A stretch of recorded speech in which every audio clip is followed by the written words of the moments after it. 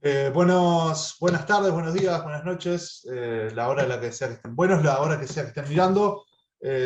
Bienvenidos a esta primera entrevista del Opio de las Masas en esta temporada 10. En el programa pasado estuvimos hablando de White Genocide, de Gran Reemplazo y de terrorismo del supremacismo blanco. Y bueno, y una de las cosas que comentamos y que justamente tuvieron buenas para seguir hablando, fue el problema justamente de esas teorías conspirativas acerca del genocidio blanco.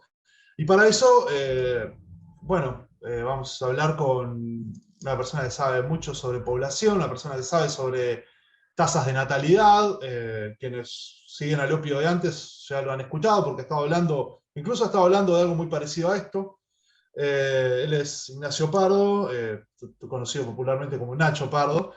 Este, Él es él es sociólogo, es especialista en demografía y es profesor de facultades sociales. Trabaja además trabaja en el programa de población de las facultades sociales. ¿Cómo estás, Nacho? Hola, muy bien, Joaquín, gracias por la invitación. Todas las veces que sea necesario, acá estaremos. Genial. Nacho, para empezar, no sé si estuviste viendo algo de las noticias respecto a estos atentados, pero no solamente respecto al de Búfalo, sino también el de Nueva Zelanda, algo sobre lo que llamaban la atención los terroristas era acerca de las tasas de nacimiento. De hecho, el manifiesto de Brenton Tarrant, que fue el terrorista de Christchurch en Nueva Zelanda, empezó lo primero que dice en su manifiesto es It's the birth rates, it's the birth rates, it's the birth rates. O sea, son las tasas de nacimiento 3 veces. Entonces, capaz que está bueno que nos digas, para empezar, qué es técnicamente una tasa de nacimiento. Bueno, lo que suelen invocar, digamos, estas posiciones en el extremo en el que están, pero también en otras versiones no tan extremas, es a un doble fenómeno. Por un lado, al descenso de las tasas de fecundidad en sentido general, es decir, a la idea de que las poblaciones que crecieron mucho durante 3-4 siglos están llegando a un punto que en Europa ya alcanzaron y que otros países ya van a alcanzar más bien pronto, de estabilización de la población total y eventualmente de descenso del número total de habitantes. Esto que en principio no es necesariamente malo, o puede serlo o no, según el marco en el que uno lo interprete, se ve a menudo como digamos, el declive de la civilización o el otoño demográfico, o términos así de dramáticos. Eso es un hecho en términos de los datos acerca de las tendencias demográficas, y se da por la combinación de mortalidad y natalidad, eventualmente con algo de influencia de las migraciones también, pero es un hecho en el sentido de que es una tendencia irreversible hacia donde va toda la humanidad, que algunos países alcanzaron antes y otros después. Como decía, los países europeos y algunos asiáticos ya están en la etapa en la que la población se estabilizó y comienza a descender en número total, y ahí hay un terreno, digamos, fértil, ya sea para el alarmismo o para cosas peores, que en mi opinión exageran los posibles efectos perniciosos, si es que los hubiera, de una población que ya no es tan grande o que ya no crece. Pero decía que en las versiones así de peligrosas, ¿no? como las que mencionabas que están detrás de estos atentados, hay una preocupación doble. Una es la del vigor, digamos, de las poblaciones que ya no crecen, entonces eso diría algo acerca de la fortaleza de la civilización, todo con muchas mayúsculas peligrosas de vuelta.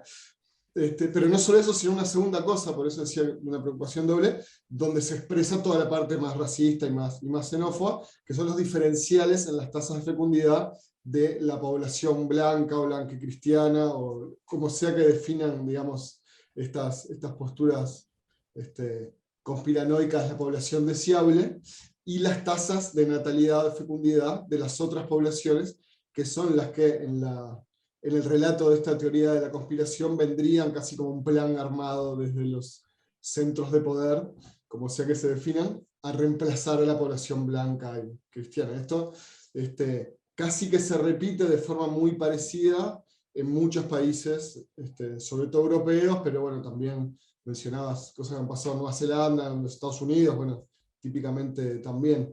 El dato, digamos, que está por detrás, o lo más parecido a un dato que está por detrás de esto, es que las tasas de natalidad son efectivamente diferenciales, y podría haber o hay en algunos casos, una fecundidad mayor, por ejemplo, de la población musulmana, que es un típico cuco de estas teorías conspiranoicas, en relación a la población, repito, blanca, cristiana, en fin.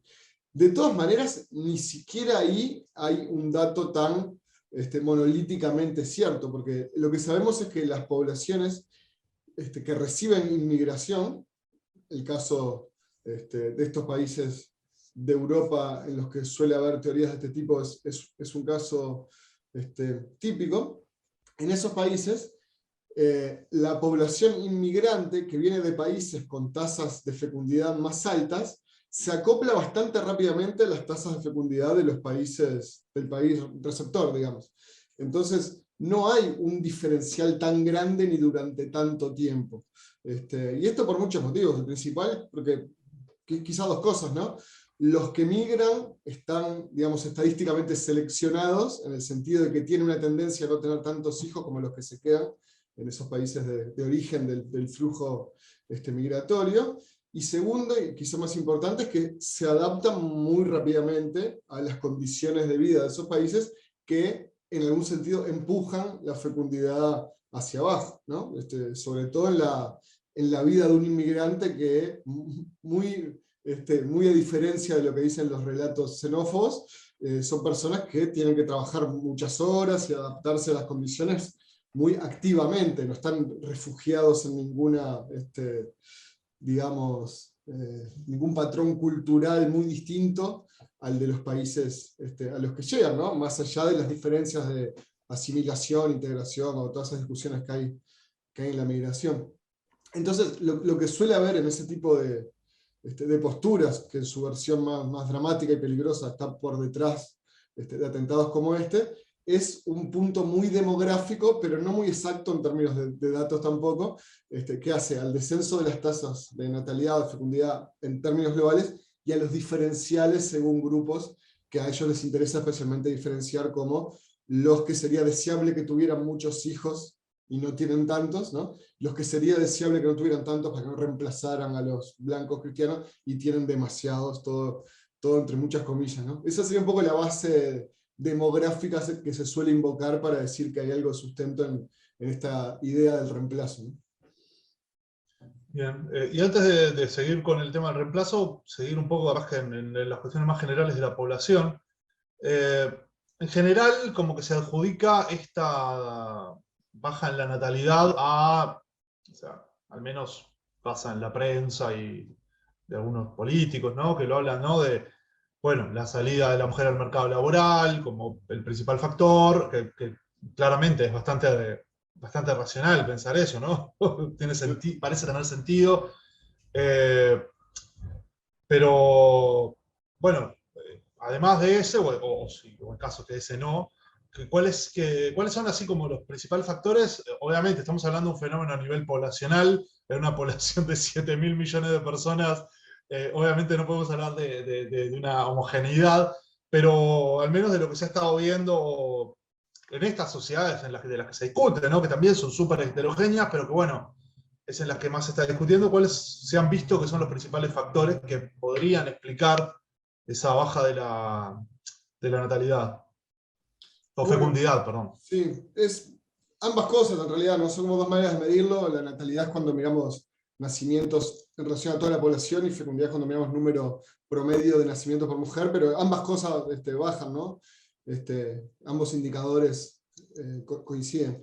Creo que ahí lo interesante es que efectivamente hay heterogeneidad en los ritmos, pero bastante homogeneidad, es bastante universal el proceso por el cual las poblaciones pasan de reproducirse con muchos hijos a reproducirse con pocos. Y tiene algunos siglos.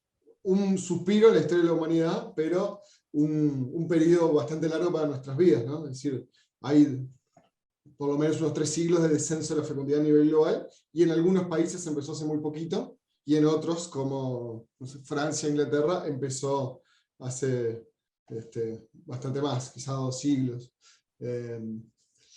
Ahí, digamos que lo que se suele invocar es un cambio tan profundo en la forma, cómo se relaciona el trabajo, la familia, la economía, la población en general, que, repito, no queda casi ninguna población afuera. Lo que tenemos son poblaciones que, entre comillas, están más atrasadas en el proceso, pero que eventualmente van a ver descender su fecundidad también. Las del África subsahariana, típicamente, son las que todavía tienen un número de hijos más bien grande. Y las razones son, repito, muy estructurales. El proceso por el cual sucede todo el cambio en la forma de reproducción de las poblaciones, que es bastante conocido, quizás es la gran teoría de la demografía, es la de la transición demográfica, que dice que lo que es esperable ver en las poblaciones es un descenso de la mortalidad, es un aumento de la esperanza de vida de las personas, y seguido a esto, no inmediatamente, pero algunas décadas, por ejemplo, después, un descenso de la fecundidad. Porque lo que sucede cuando baja la mortalidad, pero aún no la fecundidad, es que las poblaciones crecen. Entonces hay una presión demográfica, digamos, que hace que ese crecimiento de la población no siga por siempre. A nivel global no va a terminar este siglo y ya habremos estabilizado los niveles. Y para que no siga por siempre, los mecanismos que tienen las poblaciones no son otros que la reducción de sus tasas de fecundidad y de natalidad. Esto visto a nivel macro.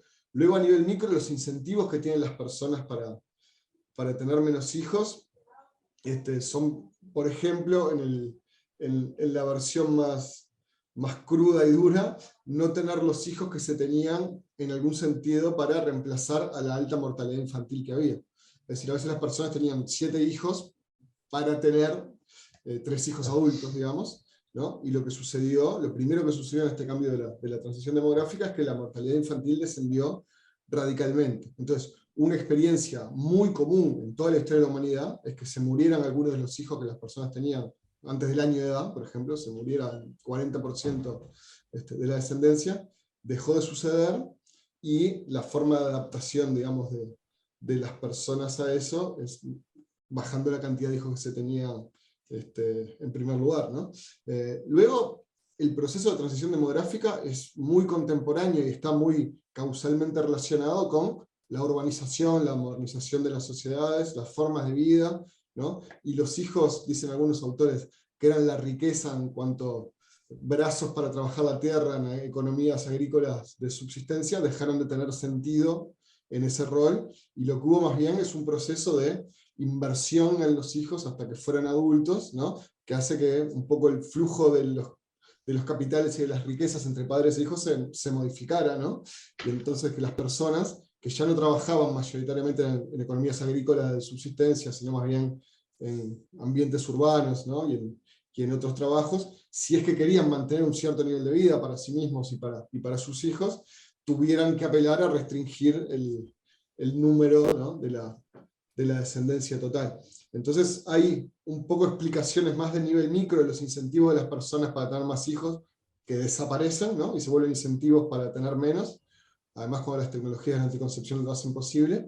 Y después la mirada macro, que es muy clara en el sentido de, bueno, usted muéstreme una población en la que haya bajado la mortalidad, y más temprano que tarde bajará la fecundidad de la natalidad. Es un peso muy, muy estructural que siguieron todas las poblaciones, un poco más temprano, o un poco más tarde. Entonces, no hay mucha vuelta en el sentido de que eso, que ya pasó en algunos lugares, va a pasar en aquellos lugares donde todavía no sucedió, y por tanto que incluso esos diferenciales que todavía se ven, ¿no? de fecundidad en algunas poblaciones, son un resabio de lo que queda por producirse, ¿no? del proceso de transición demográfica. Van bastante rápidamente a la confluencia en niveles bajos de fecundidad todas las poblaciones del mundo, y lo hacen más rápido todavía los que migran hacia poblaciones con fecundidades bajas.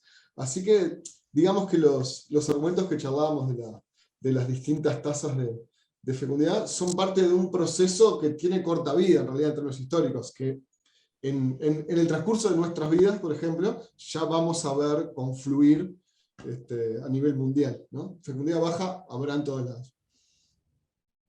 Ahí va. Un punto relacionado con eso que estabas diciendo y que me parece que tiene que ver con un poco la excusa que usamos para hablar de esto, justamente es esa diferencia que marcás, ¿no? Y justamente en los países en los que está, algunos, no todos, pero algunos de los países en los cuales se está viendo este tipo de discurso, estoy pensando, por ejemplo, en Hungría, estoy pensando en República Checa, estoy pensando, bueno, claramente en Estados Unidos, son países donde además se dieron procesos de, digamos, de empeoramiento de la estabilidad, digamos, económica en cierta medida. Estoy pensando, bueno, en el caso de lo que eran los países comunistas, lo que hubo un bloque fuerte de, de gente que pasó de vivir en una situación de precariedad económica, pero de relativa estabilidad, a una situación de inestabilidad. Recordemos que los gobiernos de esos países, el cambio fue de lo que se llamó, lo que se llamaba, digamos, ¿no? El socialismo real, pero de ese modelo muy centrado en el Estado a modelos claramente asociables con el neoliberalismo. Estoy pensando en particular en República Checa, en Polonia, en Hungría también, pero tiene sus matices. Y en el caso de Estados Unidos, sin duda, ¿no? Son países como donde se ha dado eso, entonces también hay un factor que se observa con las teorías conspirativas, ¿no? Que hay ciertas situaciones de incertidumbre social en general que encuentra, ¿no? Obviamente busca esos factores. La cuestión es que no siempre son los países que tienen más migrantes. El caso de Hungría no es un país con tantos migrantes. Hungría sí es el país de paso de algunos migrantes, pero de hecho en general recibe pocos migrantes. República Checa recibe un poco más, pero no tanto más. Polonia se puede decir más o menos lo mismo. De hecho, Polonia es un país, digamos, origen de migración también, aún hoy lo es. Entonces, no sé si hay algo que se haya observado acerca de, obviamente Estados Unidos no, Estados Unidos es receptor casi que exclusivamente, ¿no? Pero digo que hay un fenómeno ahí que es como complejo, ¿no? Porque no siempre se da en los países ni en los que reciben más migrantes, ni en aquellos en los cuales los migrantes tienen unas condiciones preferenciales, no sé, suponiendo que las tuviesen, ¿no? Sí. Pensando en que Estados Unidos es un país donde el migrante la pasa muy mal, en general, siendo ilegal. Entonces, no sé si hay algo observado respecto a la relación, ¿no? Entre el rechazo a la migración y los movimientos migratorios y las condiciones generales de vida en las sociedades receptoras de migrantes.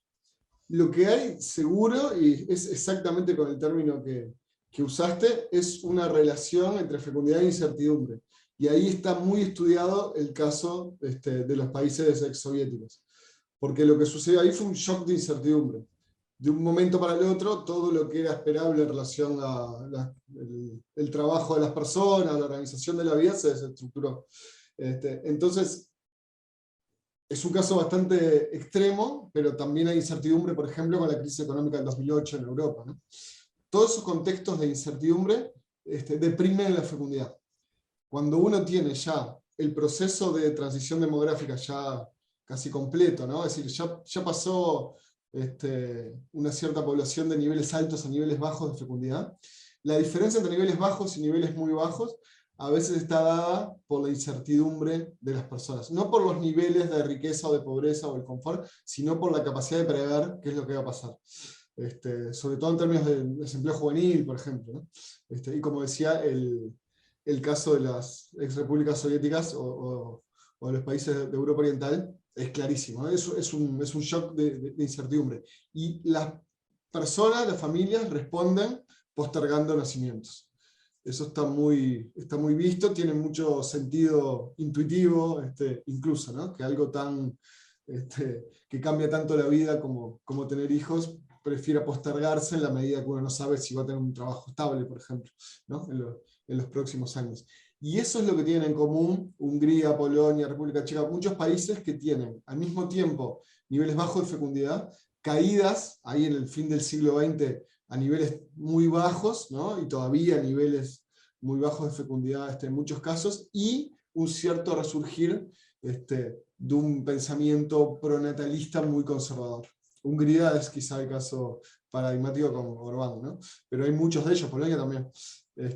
Entonces hay algo así como un resurgir de la idea de que lo que conviene es volver a la familia tradicional y que tener más hijos se logra de esa forma, ¿no? Y todos los discursos pronatalistas que en mi opinión olvidan que la estructura de la vida familiar y laboral tiene, como también decías hace un rato, a las mujeres al mercado de trabajo como nunca antes, y mucha disposición de la población en general, sea cual sea su perfil político, a no volver atrás en general.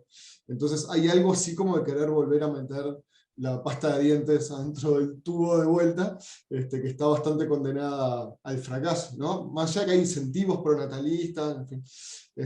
Entonces, lo que veo como lo más distintivo de todos esos países es países que han tenido condiciones de incertidumbre fuertes, que han bajado a niveles de fecundidad muy bajos, y que vieron resurgir posturas en general muy conservadoras asociadas al pronatalismo. A veces en el mismo paquete viene, o a menudo en el mismo paquete viene el rechazo a la inmigración, aunque sean países que no reciben tanta, en el sentido de lo que tiene que volver a ser vigorosa es la población nacional. Entonces, bueno, claro que ahí hay una posible contradicción, porque si uno quiere tener una población muy grande y no quiere recibir muchos inmigrantes, la única variable posible es como un resurgir de la natalidad, que todos los que conocemos los datos sabemos que es muy improbable, ¿no? Más allá de que haya incentivos que en general no suelen funcionar mucho para incentivar, digamos, los nacimientos. Así que sí, la palabra clave creo que es incertidumbre, y las respuestas pronatalistas a la baja fecundidad provocada por esa incertidumbre. Ahí están muchos de estos países que mencionaba. Sí, no, incluso estoy pensando en España también, donde la natalidad bajó pila, Italia, donde la natalidad también bajó muchísimo, además son los países que más entraron en las lógicas regulatorias, en lógicas de lo que se llamó, ¿no? Ese neoliberalismo post-2008, ¿no? Digo, son de los países que estuvieron más en eso, cuya respuesta a la crisis fue una respuesta contractiva, incluso Estados Unidos, cuya primera respuesta no fue necesariamente contractiva, pero luego sí se mantuvo en esa lógica. Y claro, donde vemos que se da el mismo fenómeno, ¿no? De bajas de las tasas de natalidad, ¿no? Y que no parece un fenómeno menor. Sí, ahí está toda la problemática, digamos, de la incertidumbre, sobre todo juvenil, entendiéndolo también como hasta los 30 y pico, ¿no? O 40, en lo que hace el trabajo y lo que hace la vivienda. Y unas poblaciones, unos países, unos estados, si pienso en España e Italia versus algunos, por ejemplo, los nórdicos, que no tienen un sistema coherente y protector, digamos, en el sentido de fomentar el vínculo un poco más corresponsable entre crianza y trabajo, todo eso que algunos otros países sí tienen más desarrollado, que no está en España e Italia. Son lugares, Grecia, el sur de Europa sobre todo, ¿no? Que son lugares donde, si uno lo mira en términos abstractos, la familia estaba más encargada de proveer esos servicios de cuidado y de contención. El cambio familiar es enorme y es velocísimo como en todas partes, y ninguna otra cosa lo sustituye. Entonces la ecuación entre esa relativa ausencia, ¿no? de otras soluciones, por ejemplo, que provee el Estado, cuidado, incertidumbre con respecto a la vivienda, prolongación de la juventud, la combinación de esos factores necesariamente lleva a tasas muy, muy bajas de natalidad y fecundidad. En España, la generación de mujeres que está saliendo en estos años de su edad reproductiva, que no tuvo hijos, es un 25%. Es decir, un 25% de la generación no tuvo hijos. Ahí hay algo que puede estar vinculado a preferencias, pero podría haber algo también vinculado a deseos que no pudieron concretarse, digamos, y que luego ya es demasiado tarde. Así que hay una mezcla de cosas, ¿no? La gente no quiere tener muchos hijos, eso está bastante comprobado, pero muchas veces sí quisiera tener uno, por ejemplo, o dos, y las condiciones, la percepción de las condiciones materiales, se le impiden. Pero otra vez, no es que las mujeres, por decir algo, los hombres también, pero las mujeres es donde lo medimos, ¿no? Españolas o italianas sean mucho más pobres que las de otro lugar. Tiene que ver más bien con lo que decías, ¿no? Con la incertidumbre en relación a cómo se va a estructurar la vida en los años posteriores a ese potencial nacimiento. Y hay un tema que es interesante que estás señalando, que es algo que lo habíamos hablado otra vez que viniste al programa, que era acerca de, bueno, de cómo se corren, ¿no? Digo, pues, si jóvenes, los jóvenes, 20 y pico, 40, hay un corrimiento en ese sentido también, ¿no? De las etapas vitales de las personas, ¿no? Digo, porque Sí, pienso que, no sé, hace no tanto, hace 300 años, las mujeres de 15 años tenían hijos. claro. Ahora está visto, ahora hay una conciencia de que una mujer, o sea, una gurisa, ahora no le decimos una mujer, le decimos una gurisa, de 15 años, eh, teniendo hijos, es visto en general como un problema. Y hablo de 15 años como una edad normal, porque había gurisas 13, 14, Sí, sí. digo, hace no tanto, y realmente hace poco, o sea, es más, la gente que, digo, si tenemos, yo qué sé, tengo familiares, ponerle del interior, de gente que era pobre, que sí, tenía sus hijos, o sea, a los 20 y pico tenía 3, 4 hijos, o más, Sí. ¿no? Es un fenómeno que no era menor y que ese es otro factor también, ¿no? Que está entrando en el cambio, ¿no? La idea de cambios en los ciclos vitales. También a los 30 años una persona era considerada un hombre grande, una mujer grande, ya a los 40 estaban esperando ser abuelos, ¿no? Sí, Y ya como que se había terminado su ciclo vital, digamos, no sé bien cómo decirlo, pero se había terminado un ciclo vital importante que hoy lo extendemos mucho más. sí, eso se modificó radicalmente y nada indica que no vaya a seguir modificándose, ¿no? Tiene que ver, ahí en general los sociólogos hablarían del cambio del significado de las edades, ¿no? Y la parte más cultural quizá del asunto, y los demógrafos siempre recordarían que la esperanza de vida es mucho más larga. Y entonces, en una vida de tantas décadas, tiene sentido, digamos, que la diversificación de todo ese ciclo se dé a mayor velocidad. Pero sí, es algo que los historiadores también conocen muy bien, ¿no? Como la adolescencia es una emergencia, es una irrupción de un cierto contexto que no tenía sentido y por eso no existía quizá ni la palabra en una etapa anterior, ¿no? Y tiene que ver con las transiciones entre distintas etapas del ciclo de vida y lo que se espera de las personas en relación a cuándo empiezan a trabajar, cuándo empiezan a concebir, cuándo terminan de estudiar. Todo eso se modificó muy radicalmente. Donde más se ve quizá es en la etapa de la juventud tardía, ¿no? Y para incluso una misma generación, ¿no? Gente que está viva en este momento, seguramente dice, bueno, pero no puede ser joven una persona de 35 años, ¿no? Considerando las etapas tal como se pensaban anteriormente. Y alguien que tiene 35 años en este momento, no creo, por lo menos en muchos casos, que se sienta ya un adulto consolidado. Quizá el trabajo al que más le va a dedicar su vida recién está empezando a suceder, ¿no? Si está empezando a estudiar algo a lo que se va a dedicar. Todo esto, si bien está muy desigualmente distribuido, digamos, en las poblaciones desiguales como las nuestras, va cambiando hacia ahí. Y creo que una de las cosas más interesantes es que la parte de la juventud o la adultez temprana no es la única etapa que se está transformando a gran velocidad. También en las décadas finales de la vida están sucediendo cosas relacionadas con esperanzas de vida más largas, mejores estados de salud de las personas en términos promedio, y por tanto actividades diferentes que van delimitando etapas.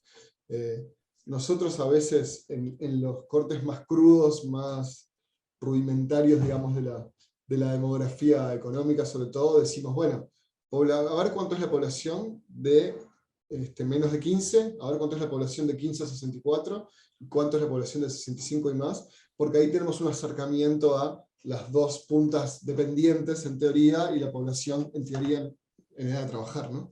Pero eso es cada vez menos significativo, porque fíjate que a los 15 trabaja prácticamente nadie, al menos en las poblaciones que han desarrollado algunos niveles, ¿no?, de confort y de educación básica para sus poblaciones, y pensar en la otra punta, que de 65 para arriba hay una etapa homogéneamente de retiro o lo que sea, es bastante problemático como supuesto también, ¿no? Pensemos en personas que están cada vez más, con más frecuencia viviendo 85 o 90 años. Bueno, hay 25 años de sus vidas que seguramente van a tender a diferenciarse y a construir socialmente esa diferenciación, ¿no? Y hay, digamos, hay una persona muy distinta en el individuo promedio de 68 que en el individuo promedio de 84. Todo eso es un mismo proceso de diferenciación del ciclo de vida de las personas por todas las cosas que pasan en la sociedad, pero también por lo más evidente que es, vivimos muchos más años y con mucha más salud. Claro, pero hay otra cosa también, ¿no? Que vos hablabas de los bloques, de los distintos, digamos, subgrupos de edad dentro de los grupos de edad estándar, pero también algo que se da es diferencias dentro del mismo grupo estándar, porque capaz que vos decís, alguien de 60 años dice, ¿cómo va a ser joven alguien de 35? También alguien de 35 años puede decir cómo va a ser joven alguien de 35, ¿no? Porque también, no es que no sea un fenómeno que nunca se haya dado, pero claramente, digamos, ciertos grados de segmentación social, ¿no?, que se dan, no solamente por situaciones de desigualdad que indudablemente tienen mucho que ver, ¿no? O sea, las situaciones de pobreza o riqueza extrema cambian mucho la experiencia vital, pero también por fenómenos, llamémosle más, si querés, culturales o por fenómenos socioculturales a otra escala, también se dan diferencias súper grandes adentro de los mismos grupos que hacen como difícil un poco también hacer como comentarios generalistas. Digo, me imagino que es un lío para ustedes que trabajan en población, justamente porque es difícil agrupar por edad y que tengas grupos homogéneos en algo distinto al número de la edad. Totalmente, totalmente, porque lo que uno suele tomar como paradigmas, ¿no?, como incluso, no sé, manuales de estudio, refieren en general a poblaciones más homogéneas que las latinoamericanas, donde la desigualdad es mayor siempre. Entonces vos tenés como, bueno, como decíamos recién, esto en promedio o esto como el panorama hacia el que se va acercando la población, pero durante ese proceso tenés desigualdades muy, muy fuertes, ¿no? Digamos, la distribución de la posibilidad de ser joven a los 35, si querés, es muy desigual todavía. Entonces, es cierto, tenés una heterogeneidad ahí muy, muy fuerte. Si uno ve hacia dónde va todo en un formato más impresionista, puede decir algunas de estas cosas, pero la nota al pie para las poblaciones de nuestra región, para la uruguaya particularmente, siempre tiene que ser que hay una varianza importante. Y esa varianza está dada más allá de la distribución de los recursos materiales para vivir vidas distintas, en cómo eso impacta en eventos demográficos. Es decir, una persona de 35 años que dejó la educación hace 20 y que tiene 3 hijos, es objetivamente distinta, ¿no?, en la estructura de su vida a una persona de 35 que está estudiando y todavía no tiene hijos, capaz se fue de la casa de sus padres hace poco, ¿no? Esas personas en poblaciones tan desiguales como las nuestras conviven en una misma sociedad. Claro, se puede mirar todo esto como, en algún sentido, velocidades distintas, ¿no?, o heterogeneidades en un proceso que va hacia algún lado. Pero claro, no sin esas tensiones y no sin esas heterogeneidades. Yo creo que muchas veces en una población, repito, como la uruguaya o como cualquiera de América Latina, o incluso como otras, ¿no?, pero para mencionar las más desiguales, 2 personas de 35 no se reconocerían casi como coetáneos cuando hay tantas diferencias en sus ciclos de vida, ¿no? Exactamente. Y otro factor que también que me parece que, volviendo un poco al tema del buen genocide y eso, ¿no?, y a las posiciones que se plantean, que hay factores geográficos, políticos, culturales. Estoy pensando en el caso de Estados Unidos, ¿no?, que es una sociedad tremendamente heterogénea, no solamente en términos económicos, donde existe riqueza extrema, existen bolsones de pobreza extrema, no, obviamente no a los niveles de Latinoamérica, pero existen. Pero sobre todo existen grandes diferencias culturales e idiosincráticas en las distintas regiones, ¿no? Obviamente no va a ser lo mismo, pienso, ¿no?, la persona de 35 años de Oklahoma, que tiene altísimas chances de ser una persona religiosa, de ser, o sea, de ser evangélico, de haber tenido una formación política y cultural específica, de ser partidario del porte de armas, por ejemplo, eh, que, por ejemplo, la persona de 35 años de Nueva York, que por ahí hizo posgrados en otro país o hizo viajes por otros lados, que tiene otras cuestiones, que por ahí tienen más chance de no ser, al menos de no ser evangélicos, no necesariamente de no ser religiosos, pero pienso, hablo de los evangélicos porque tienen en particular una doctrina muy específica respecto a la reproducción, ¿no? Eh, entonces también se da eso, ¿no? Sigo hablando de los 35 años porque es el ejemplo que diste vos, pero lo vemos en los 20 y algo, ¿no? Esa idea que también lo vemos acá a veces, ojo, ¿no? Digo, vemos gente desde de algunos lugares que por razones geográficas o razones culturales, obvio, tienen otros rasgos idiosincráticos, ¿no? Y, y nada, y como que en esos sectores, además, se da un fenómeno que no es menor, y es que es donde también se da más probabilidad.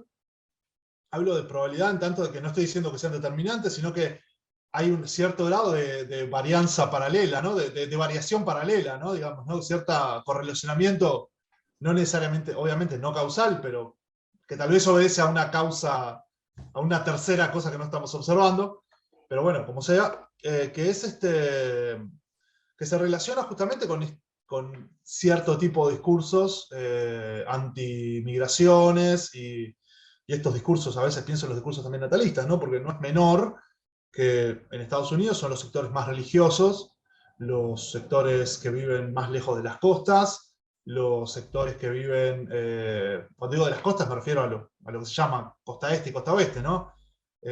Porque está todo lo que es la costa, digo, yo que sé, Texas, está Florida, que por ahí es más complicado, pero esos sectores, ¿no? Son además los que, digo, hay cierta, son los espacios geográficos al menos donde se encuentran más repercusión este tipo de cosas, donde los políticos mismos afirman bueno, que por ahí no es más problemático, y por más que haya sido en Nueva York, en el estado de Nueva York, digamos, ¿no? El atentado del otro día, tampoco fue en la ciudad de Nueva York, sino que fue en una zona suburbana de Nueva York.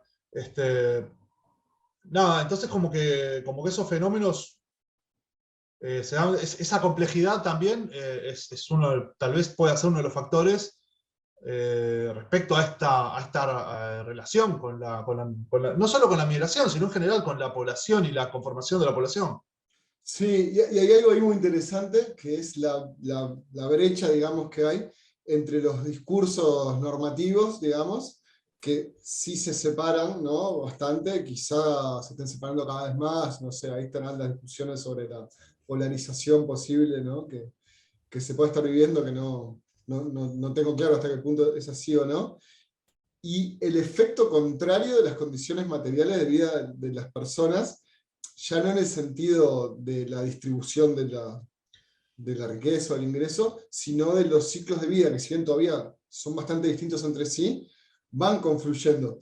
Y ahí hay algo interesante, creo que en todas las posiciones más conservadoras con respecto a la familia, ¿no? Y a los hijos.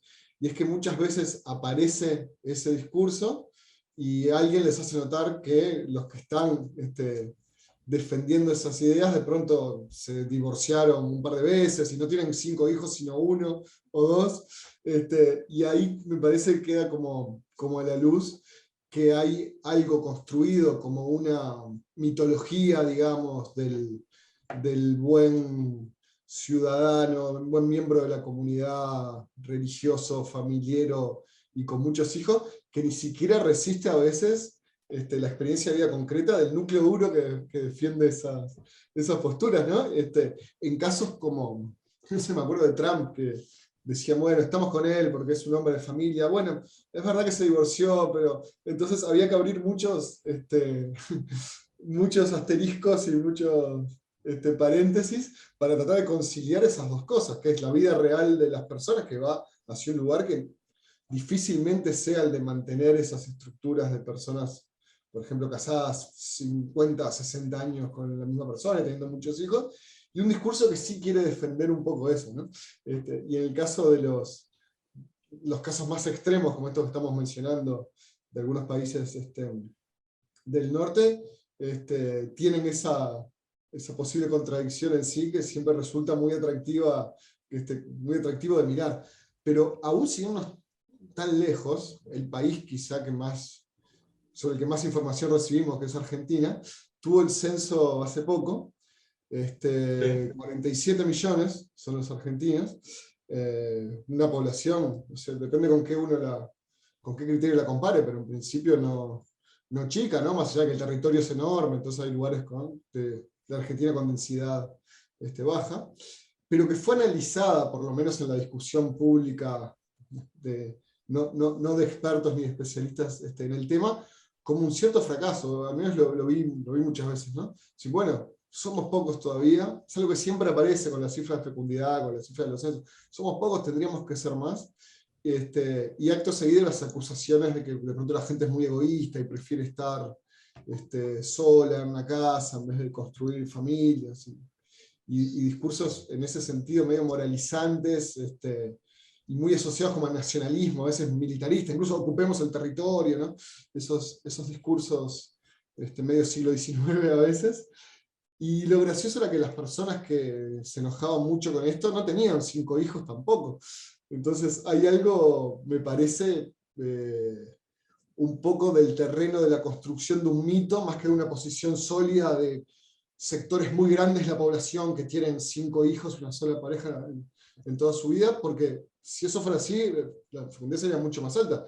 Eso no es así, Claro. está confluyendo hacia un lugar de fecundidad baja en todas partes, y sobreviven algunos discursos un poco mitológicos, muchas veces proferidos por gente que tampoco puede acompañar con sus acciones eso. Ahí está la parte casi graciosa del asunto.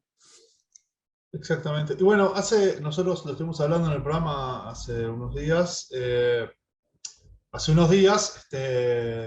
Musk, sobre quien hemos hablado bastante este año ya, eh, publicó una gráfica acerca de las tasas de nacimiento, creo que eran las de nacimiento, eh, cómo bajaban del 2,1, que es el número que en su momento se consideraba el número de recambio. Claramente no se puede considerar, que en la gráfica además era interesante, era una gráfica creo que de Wall Street Journal, que era una gráfica que era paralela al eje de las X, lo cual claramente si la gente vive más, la tasa de recambio no puede ser siempre la misma, ¿no? Eso como primer factor.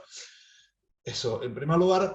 Y segundo, él encontraba que en un punto que estaba muy por abajo, ¿no? Y él lo señalaba que era, previsiblemente además, era el periodo que se daba entre obviamente se dio el fin del baby boom, pero además del fin del baby boom se dio una serie de condiciones sociales y económicas que tuvo que ver, ¿no? Obviamente con los métodos anticonceptivos, las mujeres trabajando, más acceso a educación universitaria, ¿no? Es decir, un proceso todavía de industrialización, aunque ya en proceso de desindustrialización, pero todavía, un país relativamente industrial, en el cual la gente trabajaba, tenía trabajos, ¿no? O sea, cada vez más gente tenía trabajo, además, un proceso en el cual además hubo inclusión social que también permitió desmarginalizar sectores de la sociedad. Estoy pensando que había estados donde los negros vivían aislados y solo podían tener algunos trabajos, solo podían hacer algunas cosas, y de repente fueron ingresando, ¿no? Se dio ese periodo, y además un periodo en el cual se dio una alta inmigración. Entonces, lo interesante de eso es que en ese periodo la población de Estados Unidos se multiplicó casi que por 1,5 en el periodo en el cual decía cómo puede ser este pequeño periodo que desaparecemos, ¿no? Entonces, algo que me llamaba la atención de eso, ¿no? Es otra vez cómo esos discursos en realidad tienden como a achatar un poco el fenómeno, ¿no? A convertirlo en un fenómeno relativamente unidimensional y bueno, y que en cierta medida no solo no permite entenderlo, sino que fomenta este tipo de lecturas no solo equivocadas, sino peligrosas, de las que hablamos al principio, ¿no? Sí, la demografía está lleno de eso, y creo que no es porque sea de una complejidad a la que Elon Musk o el que sea no puede acceder, sino porque genera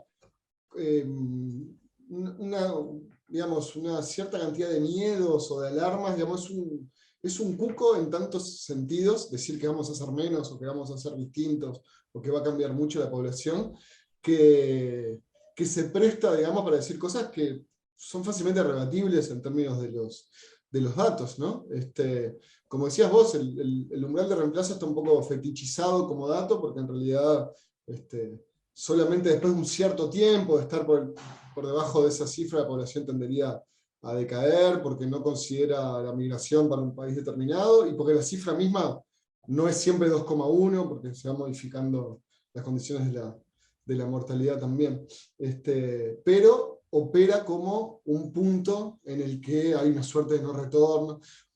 Además, digamos, si la población en un momento empieza a decaer levemente, como sucede en algunos otros países, nada mágicamente bueno ni malo sucede al otro día, ¿no? Hay muchas variables mucho más importantes que el número exacto de habitantes de una población como determinantes de su desarrollo, de su bienestar o de su prosperidad. Sin embargo, la cantidad nos sigue pareciendo una cifra muy determinante, ¿no? Contra toda la evidencia en realidad, pero sigue pareciendo una cifra muy determinante porque quizá siga estando asociada como al poderío, ¿no? Durante mucho tiempo fue así, el poderío económico o militar de los países. No tiene mucho más sentido eso, más allá de que sea un tema interesante, pero no tiene sentido como verlo como algo tan determinante, sin embargo sigue apareciendo. Yo me acuerdo en una de estas olas de alarma que en Uruguay incluso aparecen con el descenso de los nacimientos, gente, por otra parte, brillante, ¿no? Como Benjamín Nahum, me acuerdo, decía, bueno, así va bajando la tasa de natalidad. Ya puedo calcular el punto en el que la población se extingue. Y eso, si bien técnicamente, por supuesto, que uno lo podría hacer, es una barbaridad en el sentido de que no toda la evolución de una variable es lineal hasta el final, aunque tenga momentos lineales, ¿no? Y en ningún país de la Tierra el descenso de la fecundidad como que no haya feedback además, ¿no? Linealmente, ¿eh? Como si el cambio de la tendencia no tenga un efecto también sobre la tendencia. Exacto, y aparte que se ven todos los países donde sucedió eso, ¿no? Y esto es una de las ventajas que hace en algún sentido relativamente sencillo interpretar los fenómenos demográficos, que tienen un comportamiento muy parecido en todas las poblaciones, y en todas, la población, en toda población, digamos, que llegó a niveles de fecundidad bajos o muy bajos, se dio un cierto rebote o se estabilizó, pero en ningún caso siguió de largo hasta cero nacimiento, que es algo que si uno lo piensa es bastante absurdo. Pero ese descenso lineal despertaba esos miedos, ¿no? Que en un momento no hubiera más uruguayo.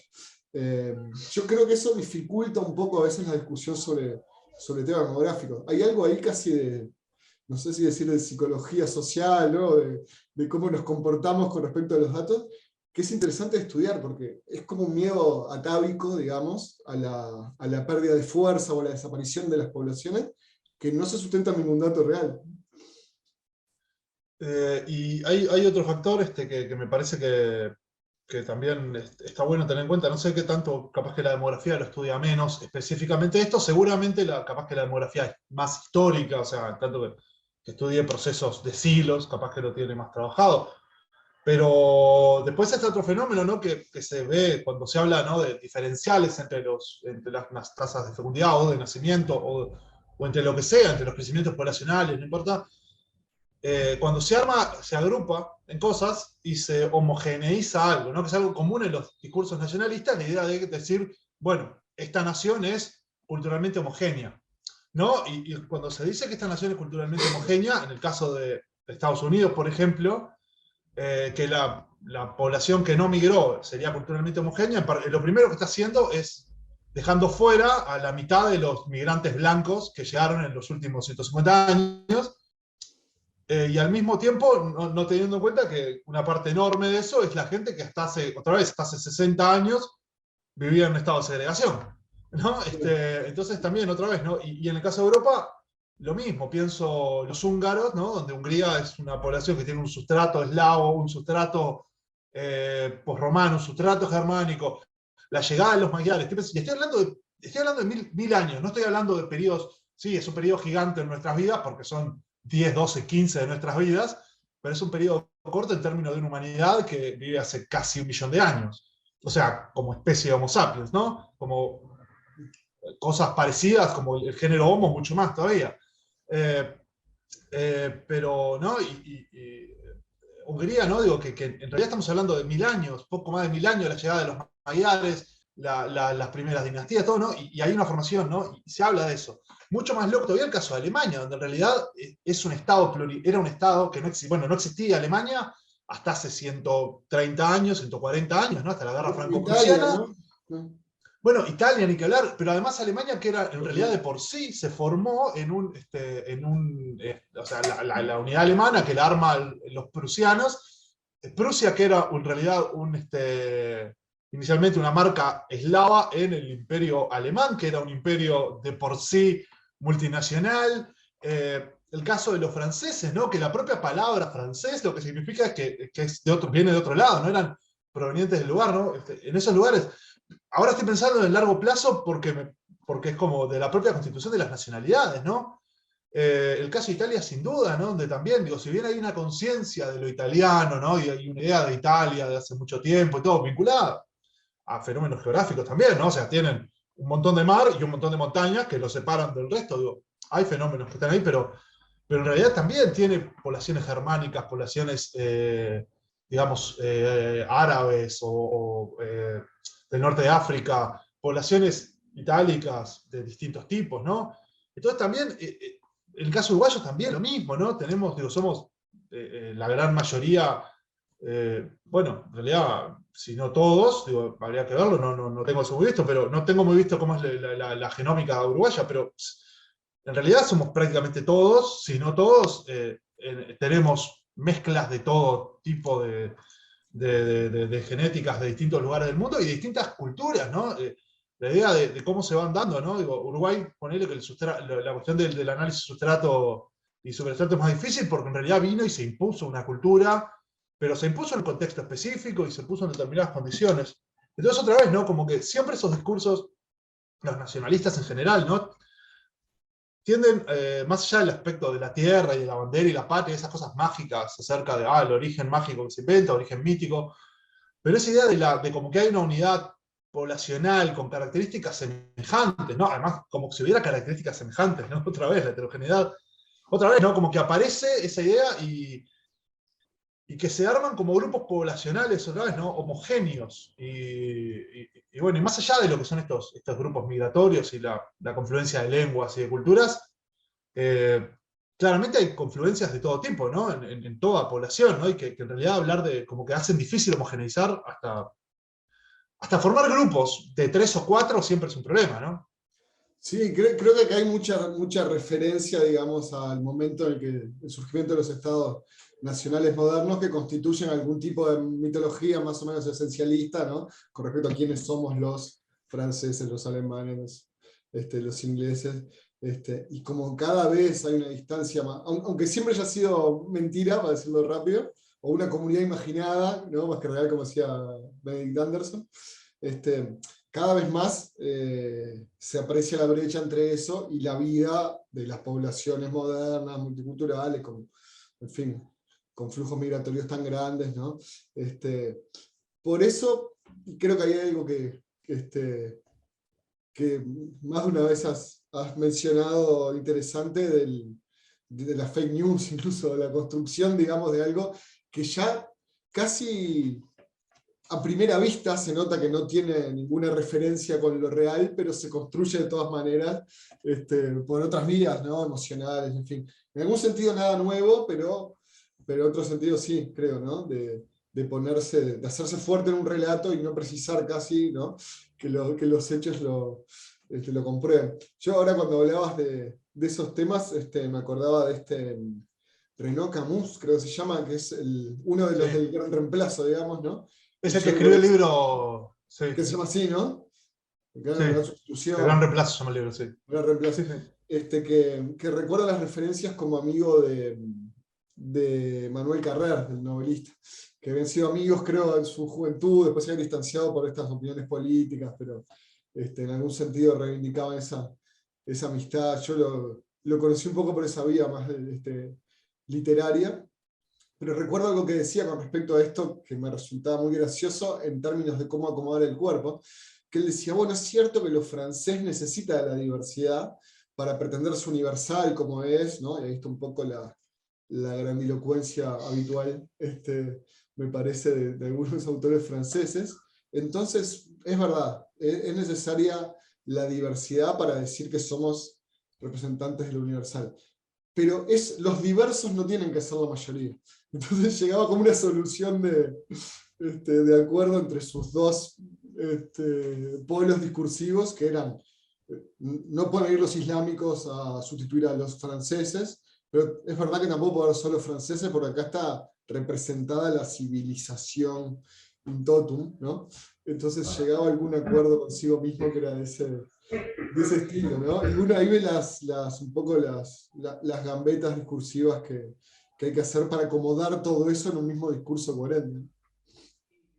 Exactamente. Y hay otro factor que se relaciona con el pánico, pero sin el carácter conspiracionista, que tiene que ver con el fenómeno económico de las poblaciones. Sin duda, las economías y las poblaciones van de la mano, ¿no? Digo, el cambio, hay distintas teorías acerca del cambio feudal y del cambio del feudalismo al capitalismo y todo eso, ¿no?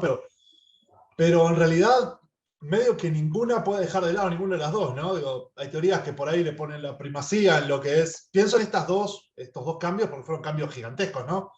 A gran escala y que han sido muy estudiados.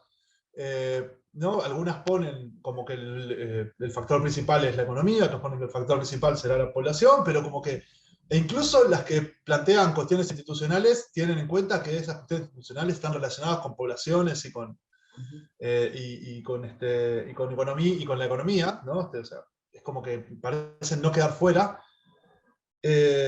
Pero recientemente como que lo que se ha empezado también a aparecer y que se lo observa ahora mismo en las discusiones respecto a reformas de los sistemas provisionales en todo el mundo y en Uruguay ahora, en todo el mundo en las últimas décadas, en Uruguay ayer, hoy, que tienen que ver, ¿no?, con justamente el hecho del envejecimiento poblacional, ¿no? El aumento de la esperanza de vida, como fenómenos que desfinanciarían los sistemas previsionales. Por otro lado, ¿no? Digo, y ahí es que se encuentra, obviamente, es un argumento que parecería, si lo vemos ahí suelto, parecería tener sentido. Claro, si lo analizamos en contexto, vemos que en realidad es un momento en el cual, sí, todo muy lindo, pero la mayoría de la gente, cada vez más se va creciendo la cuestión de la gente que trabaja en condiciones de regularidad o en condiciones de autoempleo. Entonces, como que tampoco, ¿no? O sea, sí, trabajás hasta los 75 años, pero como en realidad tenías un monotributo, no te podés jubilar. Igual, ¿no? Como que se dan esos dos fenómenos, ¿no?, a la vez. Y en cierta medida es como que se está asumiendo que vivimos en el mismo mundo en el que se vivía, poner en los 60, que es el mundo en el cual los actuales sistemas provisionales como que terminaron de conformarse, digo, en algunos lados antes, en otros después, ¿no? Pero como que después de la Segunda Guerra Mundial hay un proceso de institucionalización de una serie de cosas, ¿no?, que pienso que viene de la mano de algunos gobiernos laboristas en el Reino Unido, lo que podría llamarse el segundo New Deal, ¿no?, en Estados Unidos, y en general el auge socialdemócrata, o el auge no, pero digamos cierto momento socialdemócrata estadounidense, en el cual, bueno, sí, había sistemas previsionales fuertes basados obviamente en una situación que era que la gente trabajaba. O sea, la gente tenía trabajos dependientes, o sea, el 90 y pico % de la población era trabajador dependiente o un pequeño propietario que igual tenía una situación de regularidad. Entonces, yo lo que te pregunto un poco ahí, porque es verdad que es como tentador eso, ¿no?, lo del argumento poblacional para reformas de carácter, llamémosle, contractivo, ¿no? O sea, contractivo del gasto, pero al mismo tiempo expansivo de las horas trabajadas, en un tiempo en el que se da un doble fenómeno, que es el de la desregularización del trabajo, de distintas maneras, ¿no?, por distintos fenómenos, y al mismo tiempo al menos que se está imaginando, en realidad es algo que se está viendo en el mundo, pero que como que además hay una imaginación respecto a una situación poslaboral, pienso en los textos de Rifkin, que le hablaba en los 90, en los 2000 de eso, pero también pienso en lo que se habla ahora acerca de la automatización, ¿no? Cómo En ese sentido, ¿cómo podríamos pensar que ese cambio poblacional, con un envejecimiento poblacional, una baja de la población activa, si mantenemos estable esto, con la situación de inestabilidad laboral? Nada, pensando en la coyuntura, pero también pensando en el largo plazo. O sea, que a mí en realidad me gusta pensar ahora, pero pensando en cómo ahora tiene que ver con cosas que van a pasar después. Eh, entonces, nada, eso, capaz que es una pregunta un poco complicada porque estamos en el medio del proceso, ¿no? Pero, nada, ¿cómo se puede pensar ese cambio poblacional en esa clave también? No, sobre todo es complicada porque tiene una especificidad, digamos, los sistemas previsionales en fin, que hay gente que la conoce bien. Pero igual creo que se puede decir algo en relación a cuál es el rol, digamos, del cambio demográfico como uno de los factores de tensión de esos sistemas. Y yo diría algo parecido a lo que decías vos, en el sentido de que en una primera instancia, o si uno solamente dijera eso, tiene sentido pensar que los 65 años como edad de retiro no tiene por qué estar grabado en piedra, porque bueno, fue una edad que tenía sentido con una población que vivía menos y que si las personas tienen buena salud y viven hasta los 100 años, que se retiran a los 65 puede tener menos sentido de cuando vivían 72 años. Dicho 64. esto, ¿eh? 64. Claro, Que bueno, se y sí, retiren a los muchas veces no 65 porque llegaba. se mueren antes. Claro, Obvio, muchas veces claro. no llegaban. Es O parte sea, era parte del obviamente. fenómeno. Si el sistema cierra porque las personas no llegan a esa edad, también hay algo que revisar.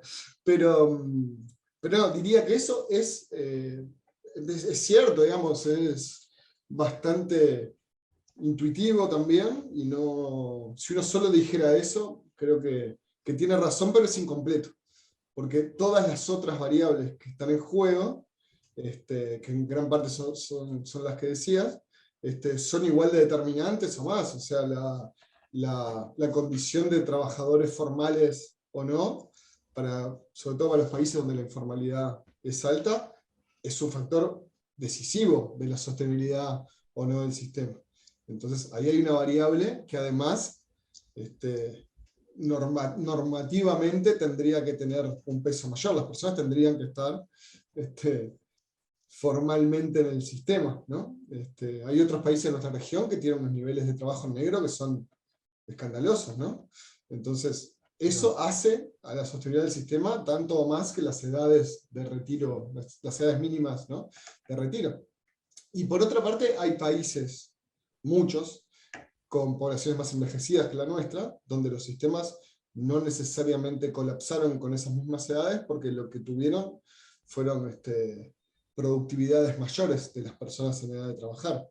Es decir, la productividad, el producto medio, digamos, del trabajo de las personas adultas creció significativamente, no porque las personas trabajaran más horas, ¿no? Es decir, no el producto, sino la productividad. Es decir, que la eficiencia del trabajo, porque los sistemas productivos incorporan más innovación, o por todo lo que sabemos acerca del cambio del mundo del trabajo, hizo que una cantidad menor de personas en edad adulta produjeran lo necesario para que el sistema no colapsara. Entonces, ahí me parece, lo único que me animaría a decir, porque no soy muy experto en los sistemas previsionales, pero lo que me animaría a decir es que no hay una relación lineal entre estas variables demográficas y las reformas posibles de los sistemas. Así que nadie puede decir, bueno, la esperanza de vida aumentó 2 años, entonces hay que retirarse 2 años después, porque en el medio están todas esas otras variables que hacen a los sistemas. Y además porque no hay me parece, una solución única. Habría que ver cómo operan todos los otros factores distributivos, de eficiencia del sistema, ¿no?, que están operando ahí. Y hay muchas discusiones de los sistemas previsionales que no son intrínsecamente demográficas, ¿no? La de las AFAP, ¿no?, versus los sistemas intergeneracionales, todo eso, Sí, claro. tiene muchos otros componentes que merecen ser discutidos en sí mismos para ver cuál es el sistema más justo posible. Entonces, Diría que la variable demográfica no puede no estar, pero tampoco puede ser la excusa para ningún cambio único, digamos, ¿no? O ninguna propuesta única que no admita esas discusiones.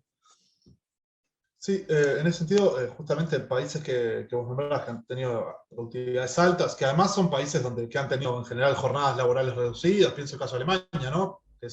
Hace unos años era el país es complicado, la productividad siempre es un número de mentira, como todos, pero en particular, ¿no? Es un número complicado de tomar en cuenta, ¿no? Pero Alemania era el país con más productividad de la OCDE, es decir, el país con más productividad del mundo, en tanto que se tiene en cuenta que la OCDE son los países más industrializados y más tecnificados en eso, y al mismo tiempo es un país que no tuvo que hacer el mismo tipo de reformas que el que se propone con argumentos demográficos, siendo además un país con una población no necesariamente envejecida, pero sí con una pirámide poblacional con más forma de ladera, digamos, que con forma de pirámide.